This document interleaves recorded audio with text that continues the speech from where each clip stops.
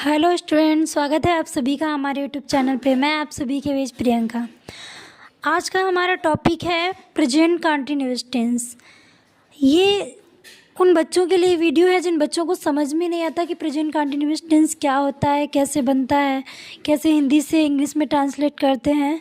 तो आज हम देखेंगे उन सभी नियमों को जो कि इसको हिंदी से इंग्लिश में कन्वर्ट करने के लिए बहुत ही ज़्यादा इम्पोर्टेंट है।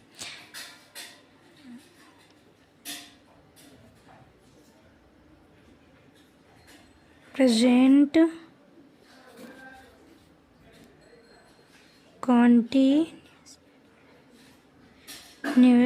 टेंस। प्रेजेंट कॉन्टिन्यूअस टेंस, आज हम इसी के बारे में बात करते हैं। हिंदी के जो टेंस होते हैं उनको कैसे पहचानना है, उनके लिए हिंदी में क्या देखिए होता है, पहचान। जिन हिंदी वाक्यों के अंत में रहा है, रही है, रहे हैं आदि शब्द आते हैं।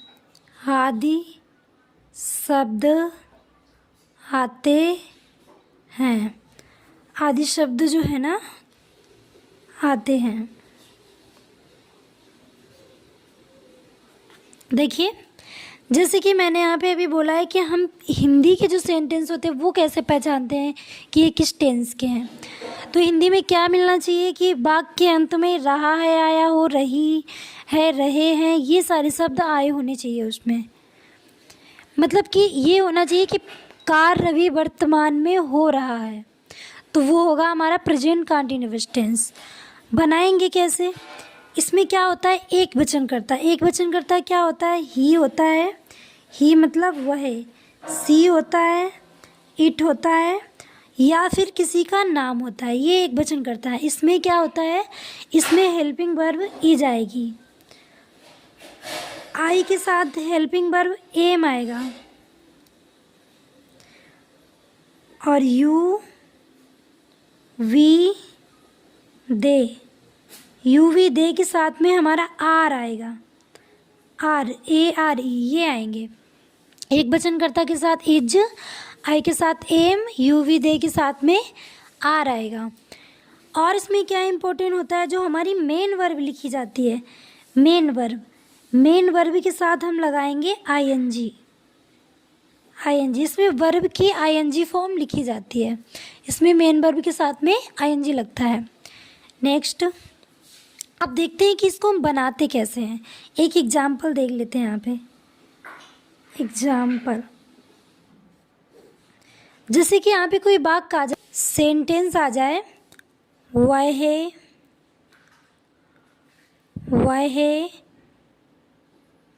खेल रहा है। तो इसमें मैंने पहचानने के लिए आपको ये पहचान बताई है कि जिन हिंदी वाक्यों के अंत में रहा है, रही है, रहे हैं आदि शब्द आते हैं। तो इसमें आपको देखने को लास्ट में मिल रहा है, इसमें लिखा है रहा है। दैट मीन्स ये प्रेजेंट कंटिन्यूअस का टेंस है। ये तो आप समझ गए। मैंने बोला था कि कार्य वर्तमान काल में हो रहा होना चाहिए। तो इसमें वह खेल रहा है, मतलब वह जो है ना वह इस टाइम भी खेल रहा है, तो ये प्रेजेंट कांटी का है, काम अभी इसमें जारी है। कैसे बनाएंगे इसको? सबसे पहले ये तो मैंने जान लिया कि किस टेंस का वाक्य है। अब हमें ये जानना है कि इसका सब्जेक्ट क्या है। सब्जेक्ट जो है वो ही है। ही हमारा एक वचन है, तो ही एक वचन होने की वजह से हम यहाँ पे हेल्पिंग वर्ब इज लगाएंगे। और फिर वह क्या कर रहा है, वह खेल रहा है। खेलना हमारा मेन वर्ब हो जाएगा। तो खेलना की स्पेलिंग PLAY, प्ले होता है। लेकिन मैंने आपको भी बोला था कि मेन वर्ब में ING आता है, तो इसमें हम ING लगा देंगे, तो ये हो जाएगा हमारा प्लेइंग। तो ही इज़ प्लेइंग, और फुल स्टॉप लगाएंगे यहाँ पे। इंग्लिश में फुल स्टॉप बहुत ही ज़्यादा इम्पोर्टेंट होता है। हिंदी में जैसे कि हमारा पूर्णविराम खड़ी पाई आता है, उसी तरह इंग्लिश में फुल स्टॉप आता है। इसके बगैर सेंटेंस जो है वो इनकम्प्लीट रहता है। जैसे कि ये हमारा पॉजिटिव सेंटेंस था, इसी तरह ठीक ऐसे ही यही मेथड से यदि निगेटिव सेंटेंस आ जाए, जैसे कि इसमें दे रखा हो वह नहीं खेल रहा है, तो अगर हम नहीं का प्रयोग कर देते हैं किसी सेंटेंस में तो वो निगेटिव बन जाता है। तो क्या करेंगे, निगेटिव सेंटेंस आएगा तो हेल्पिंग वर्ब के साथ में नॉट लिखना पड़ेगा। तो सिंपल है, इसी को हम निगेटिव बना देते हैं, वह नहीं खेल रहा है। तो पहचानने का इसमें कोई भी टेंशन नहीं है, क्योंकि मैंने वही वाक्य लिख रखा है जो पहले मैं अभी बता चुकी हूँ पॉजिटिव में। इसमें लिखा है खेल रहा है, लास्ट में आया रहा है, तो ये हमारा प्रेजेंट कांटी का सेंटेंस है। अब हम देखेंगे इसमें कि सब्जेक्ट क्या है। सब्जेक्ट हमारा वही है जो मैंने पहले वाक्य में बनाया था, क्योंकि सेम सेंटेंस मैंने लिख रखा है, बस वो पॉजिटिव था और ये निगेटिव है। तो सब्जेक्ट हमारा है वह नहीं खेल रहा है। कौन नहीं खेल रहा है, वह नहीं खेल रहा है, तो वह हमारा सब्जेक्ट है। सब्जेक्ट वो होता है जो कार्य को करता है, तो यहाँ पे कार्य को करने वाला ही है, तो मैंने यहाँ पे लिख दिया ही।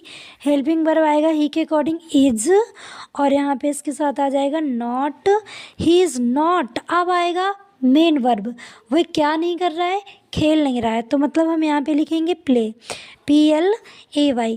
ये तो हो गया प्ले का, खेलने का। लेकिन मैंने अभी यहाँ पे आपको बता रखा था कि मेन वर्ब में ING आता है, तो मैं इसमें लगा दूंगी ING, तो ये हो जाएगा हेल्पिंग। फुल स्टॉप लगाएंगे, सेंटेंस हमारा कंप्लीट है।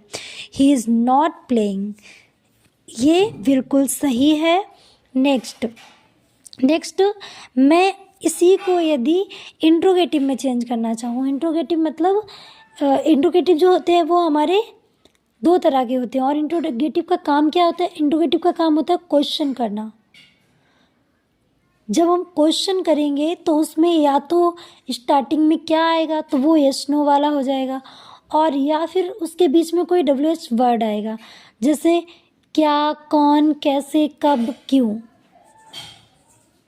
एक एग्जाम्पल देख लेते हैं। यहाँ पे मैंने यहाँ पे बोला क्या तुम जा रहे हो, तो कैसे बनाएंगे। देखिए इसमें इंट्रोगेशन मार्क लगाना पड़ता है, इसकी सबसे बड़ी पहचान होती है कि इसमें लास्ट में इंट्रोगेशन मार्क आएगा। क्या तुम जा रहे हो, तो ये हमारा सेंटेंस क्या से स्टार्ट है। तो जब कोई सेंटेंस क्या से स्टार्ट होता है तो क्या की अंग्रेजी बिल्कुल भी नहीं लिखते हैं, बल्कि क्या के स्थान पर कर्ता के अनुसार, कर्ता मतलब जो कार्य को कर रहा है, सब्जेक्ट के अकॉर्डिंग क्या के स्थान पर हेल्पिंग वर्ब लिखेंगे। तो हमारा सब्जेक्ट क्या तुम जा रहे हो, क्या तुम जा रहे हो, किसकी बात की जा रही है, तुम की। किससे क्वेश्चन किया जा रहा है, तुमसे, तो मतलब तुम ही हमारा सब्जेक्ट है। क्रिया का पूरा प्रभाव तुम पर हो रहा है, तो हमारा तुम ही सब्जेक्ट है। तो क्या करेंगे हम, क्या से स्टार्ट हो रहा है, क्या की अंग्रेजी में बिल्कुल भी नहीं लिखनी है, हमें सब्जेक्ट देखना है। सब्जेक्ट मेरा जो है ना प्लूरल है, तो इसके अकॉर्डिंग क्या आएगा, इसके अकॉर्डिंग आएगा आर। फिर हम लिखेंगे सब्जेक्ट, फिर लिखेंगे मेन वर्ब। तो मेन वर्ब तो हमारा गो है, बट हमें इसमें ING लगाना पड़ेगा, तो हो जाएगा गोइंग, आर यू गोइंग, और इसमें भी इंट्रोगेशन मार्क लगाएंगे। अब ये सेंटेंस हमारा कंप्लीट है, क्या तुम जा रहे हो। नेक्स्ट, ये जो हमारा सेंटेंस था ये था यस नो क्वेश्चन, इसमें हम आंसर यस नो में दे सकते हैं, बट एक इसका टाइप होता है जिसमें प्रश्नवाचक शब्द वाक्य के बीच में आते हैं, WH वर्ड जो होते हैं ना वो वाक्य के बीच में आते हैं। जैसे मैं यहाँ पे क्वेश्चन करूँ, तुम क्यों आ रहे हो, तो लास्ट में हमारा रहे हो आया है, मतलब प्रेजेंट कांटी का सेंटेंस है, ये समझ में आ रहा है, सिंपल है। बट इसमें प्रश्नवाचक शब्द वाक्य के बीच में आया है जो क्यों शब्द है। अब हम इसमें देखेंगे सब्जेक्ट क्या है, तुम क्यों